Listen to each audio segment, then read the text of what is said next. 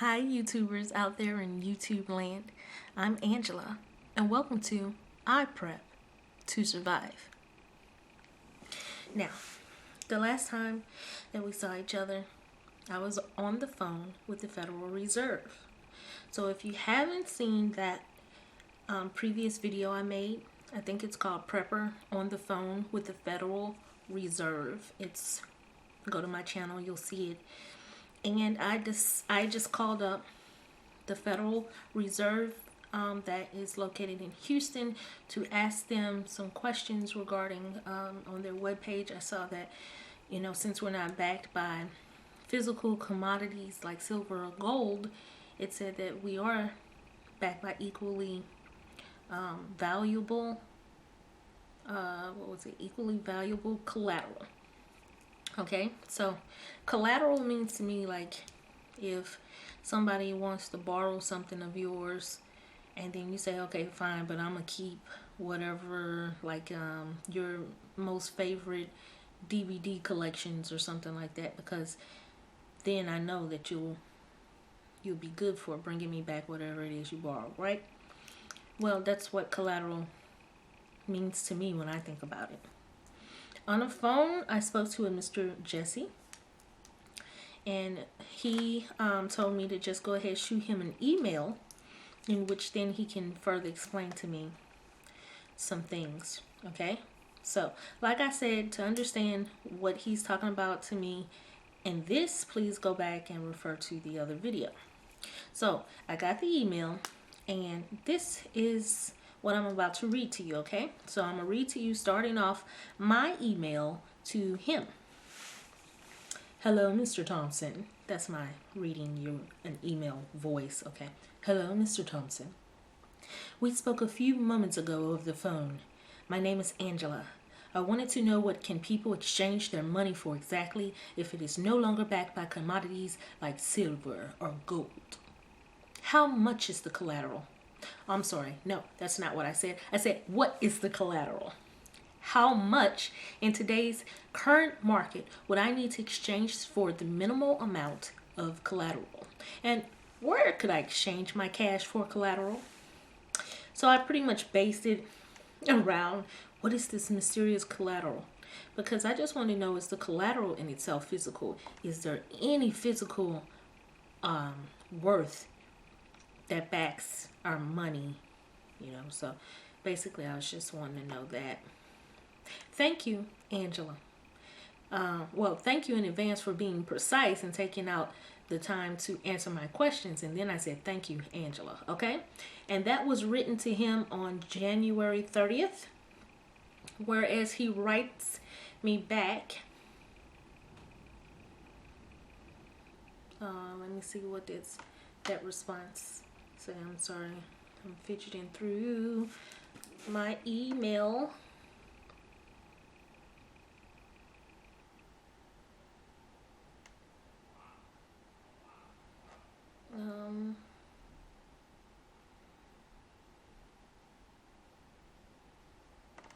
Okay, just one moment. I'm sorry to hold you guys up.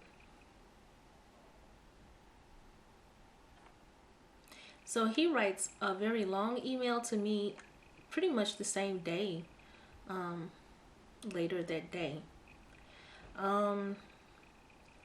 Angela, here's the Board of Governors website that begins to address the question you're getting at. And he gives me a website, www.federalreserve.gov/facts, FAQS/currency. Then it's got the numbers 12770.htm. Okay. And he takes an excerpt and he says, from that excerpt, the said Federal Reserve notes shall be obligations of the United States. They shall be redeemed in lawful money on demand at the Treasury Department of the United States in the city of Washington, District of Columbia, or at any Federal Reserve Bank. Federal Reserve notes have not been redeemable in silver since the 1960s. Okay.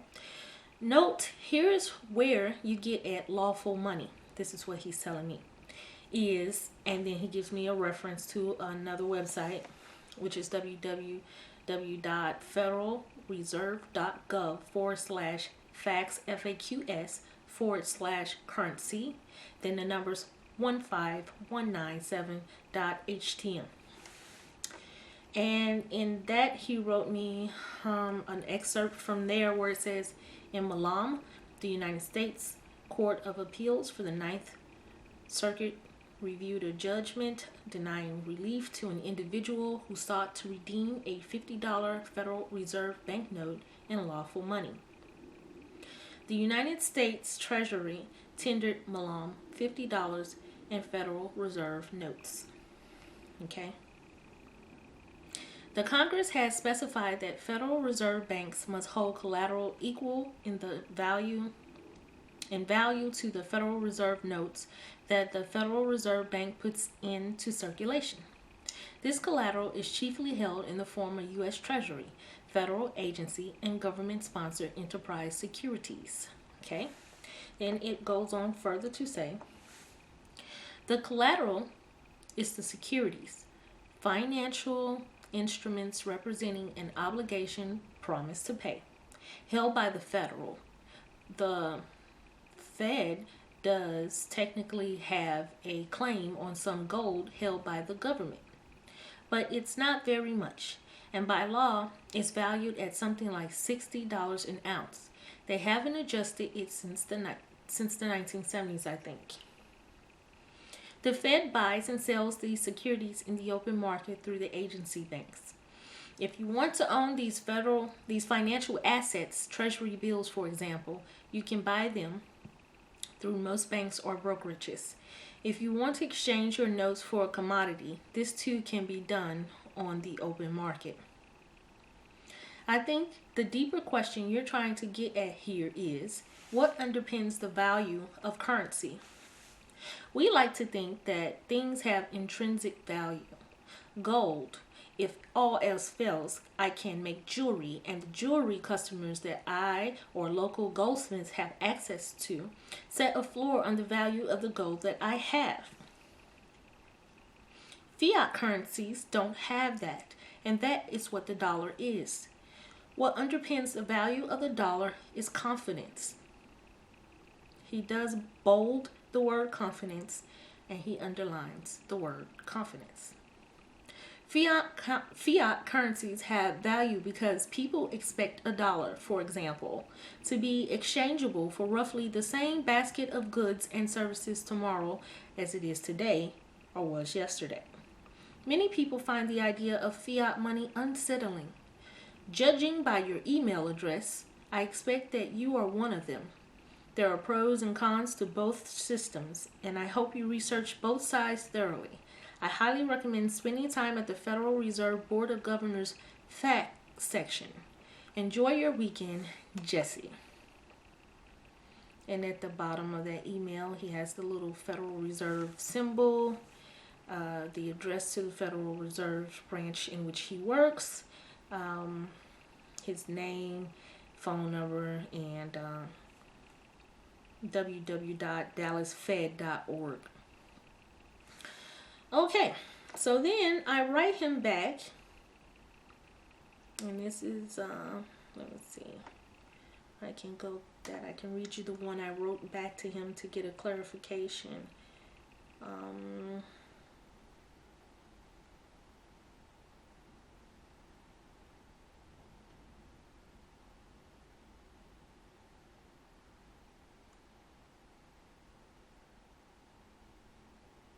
Okay, so I write back to him February 13th, and I say, Mr. Jesse, thank you very much for the answer to my email. Once again, the email voice, okay? I understand we are currently not backed by a gold standard any longer. I have some other questions. Number one, what is the gold the U.S. has accumulated used for, if not for backing our dollars? Number two, what is equal collateral in comparison to gold that our government uses?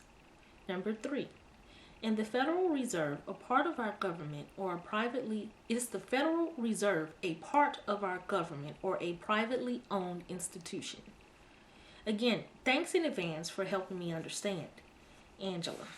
Just, I'm a little slow sometimes, so maybe he answered that and then I skip right past it. And, so anyway, he does write me back. And he says, Angela, the U.S. gold holdings are counted as a financial asset. So when I asked him the question about what is our gold for, the U.S. gold holdings are counted as a financial asset. 2. The equal collateral is largely comprised of financial securities per our last email.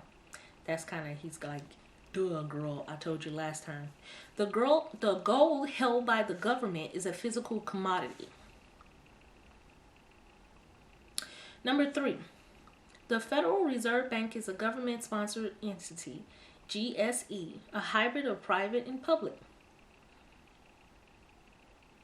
Its existence is mandated by the government, but it is run as a private bank. For example, I am not on a government pay scale.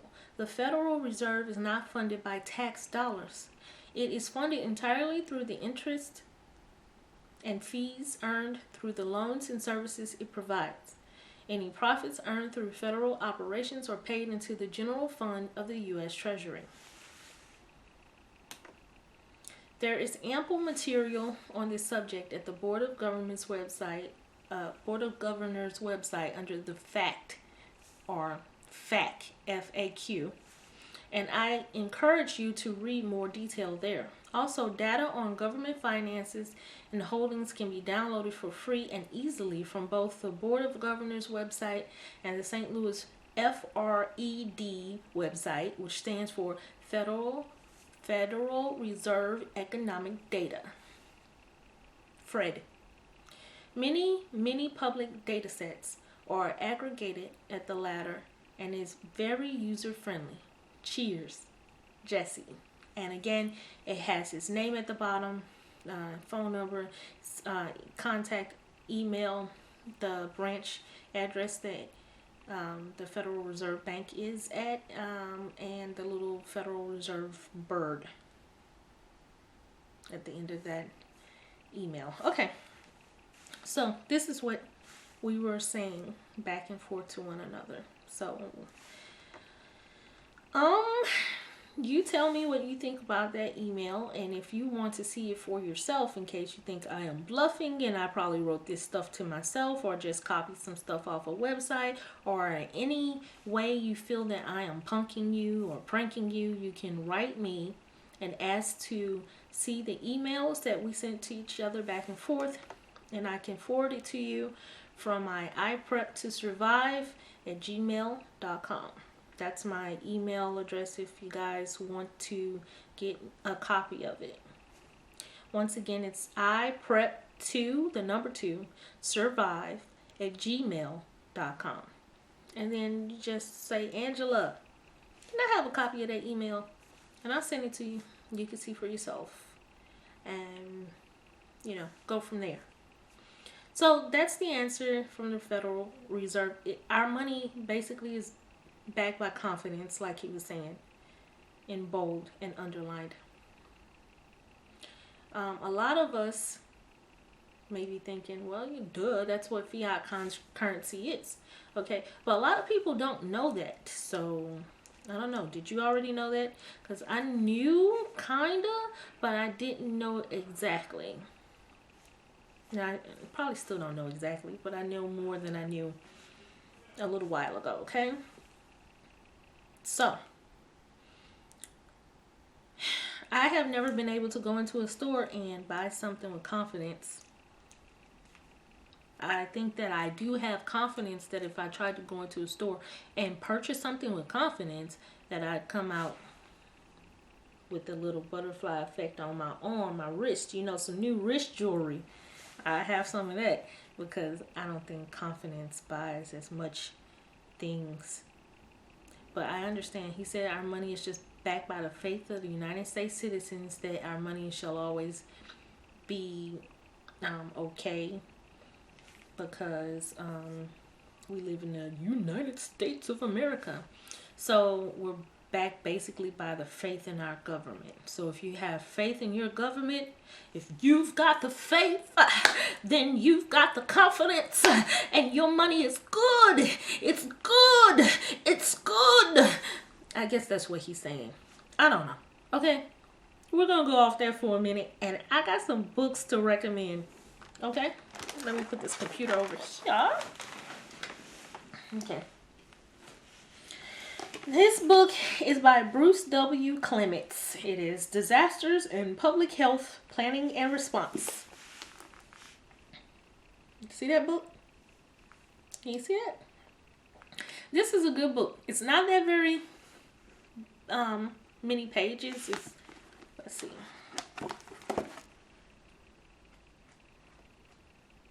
I'm saying it's about 300 and some pages, hardcover. So I think this is a good read, you guys. Things like this you should get so you can know how the government is going to respond, and how people will respond to certain things, how they've done it in the past.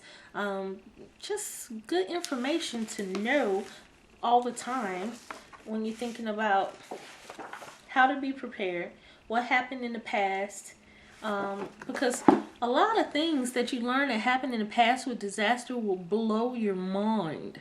A lot of things that are happening currently will blow your mind. But sometimes you can put these things into perspective and begin to see, I don't want to say scare you, but I do want to say get into your head that no one's really going to be able to come in case of a really big emergency. If you're hoping that the ambulance will be able to come for you, they're going to be tied up. And there's not enough ambulance units in your area that can get to everyone if there's a colossal something that happens, you know, whether it's weather or whether it's biological threats, or whether it's any kind of attacks from outside parties, whatever it may be. Not everyone can get seen to, so you need to know how to see to yourself. This book is a start. Another book I thought would be helpful, because I always want to practice prevention in things and preparation for things. Now, let's just say the aftermath happens and really bad things went on for a very long time. You don't have access to a lot of the mainstream pharmaceuticals that you're used to getting from CVS, Walgreens, Walmart, or whatever pharmacy that you use. Well, then here's a book. Hold up. Okay. The Best Remedies book. Yes, Best Remedies. See that?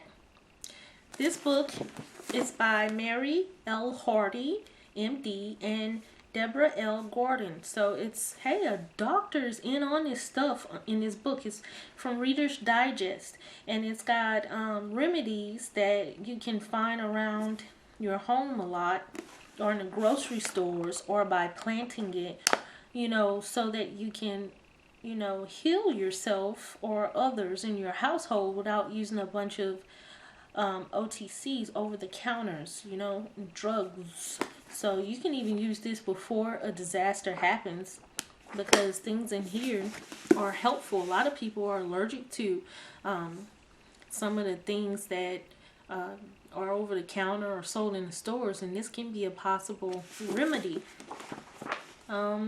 Irritable bowel syndrome. Just because a disaster happens doesn't mean you won't have IBS. It could be even more IBS. What about people who have asthma, respiratory ailments? They have things in here for that. Okay. Let's see one more thing. Attention deficit hyperactivity disorder. Things like these that people have been diagnosed with now doesn't mean it automatically goes away in a disaster. It actually can mean it can get worsen, it'll still be there, and then you don't have shipments coming in regularly from a pharmacy anymore, because you gotta think about things like that are going to be hard to find one day. So, okay. Disaster Planning and Control. It's a fire engineering book by William M. Kramer. He's a PhD, you guys. Look at this. Hold up. I get confused with the camera here. Okay. Can you guys see that? Disaster planning and control. Yeah. Can you see it? Oh. Okay. So, this is a good book because it is a huge book once. It's got this hardcover to it, and it's got some illustrations in here. Preparation for local security. Okay.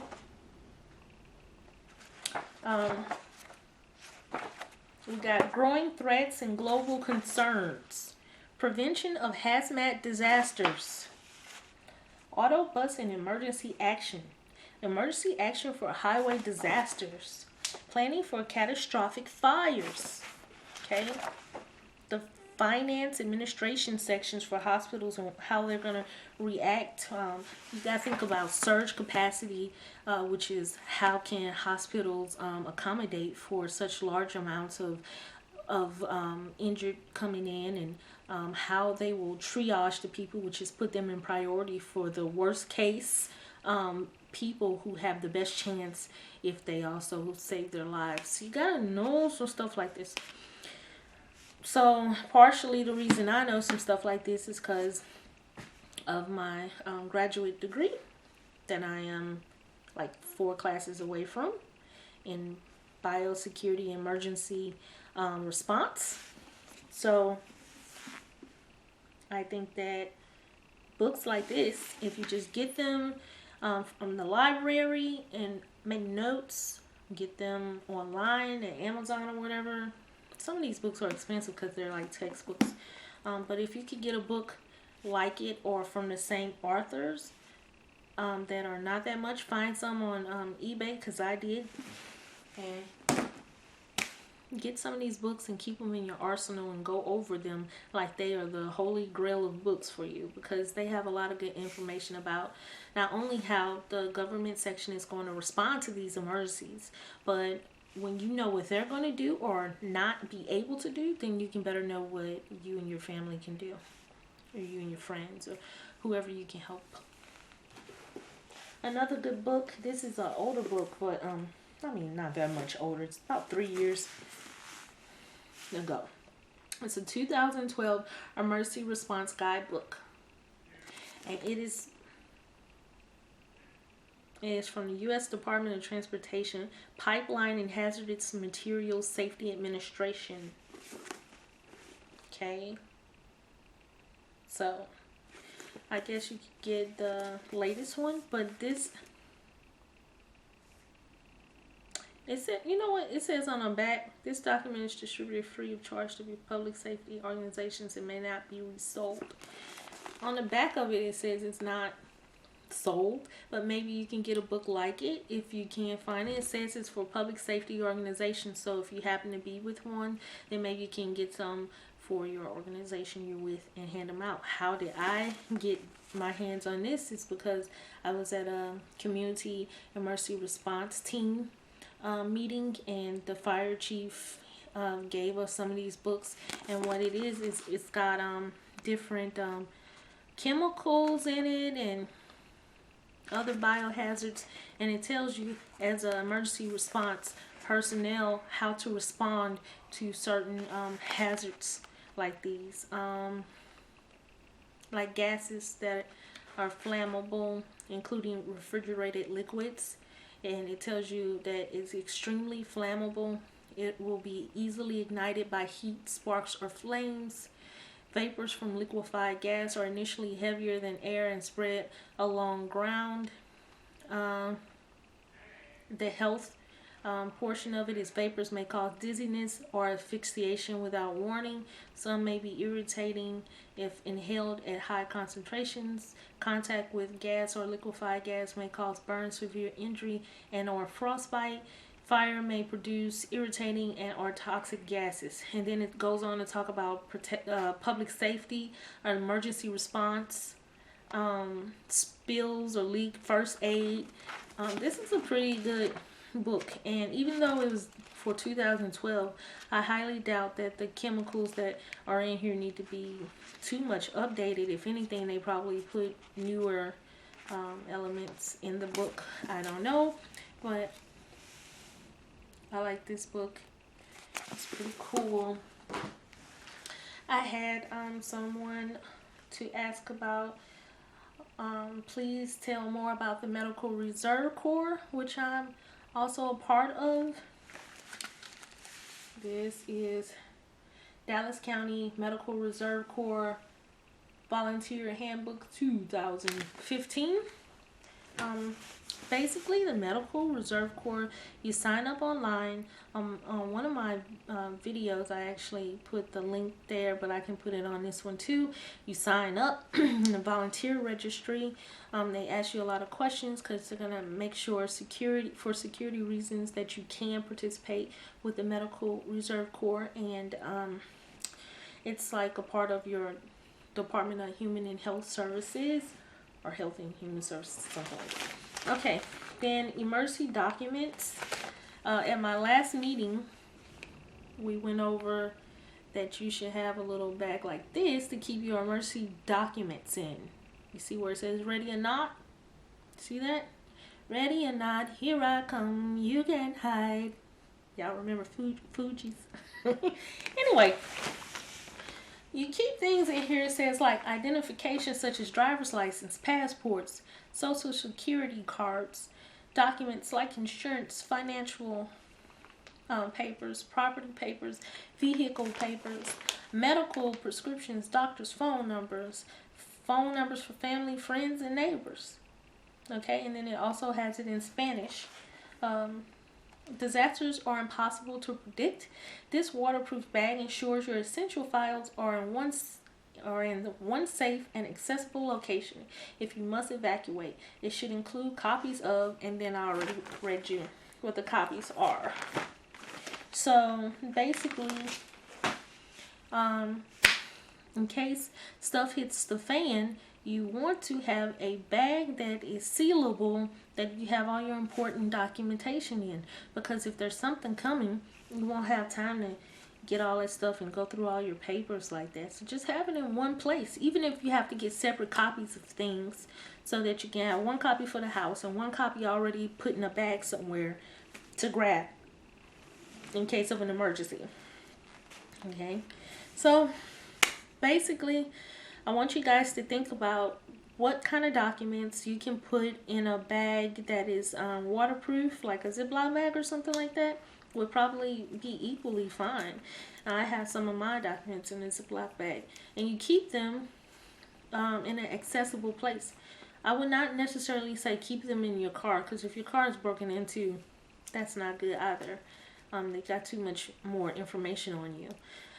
Keep these things just where you know to grab them, and tell other people in the house where to grab them, not just whoever's in charge of emergency preparedness in your home. If you're in your home, everybody should know what you know anyway, because if the leader goes down, then what happens? A good leader, once they go down, the sign of a good leader is because everybody else can be the next good leader. Okay, so that means your kids, your husband, or if you're the husband, your wife, your girlfriend, boyfriend, everybody. Okay, everybody need to know. So if you have any questions regarding the Medical Reserve Corps, regarding the Community Emergency Response Team, let me know. If you want a copy of that email that I read you, go ahead and shoot me an email, and I will send that copy over to you.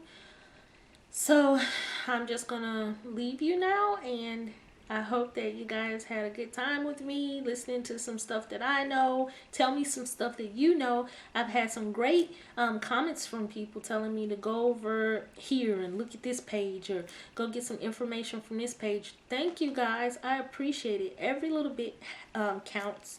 We need to support each other.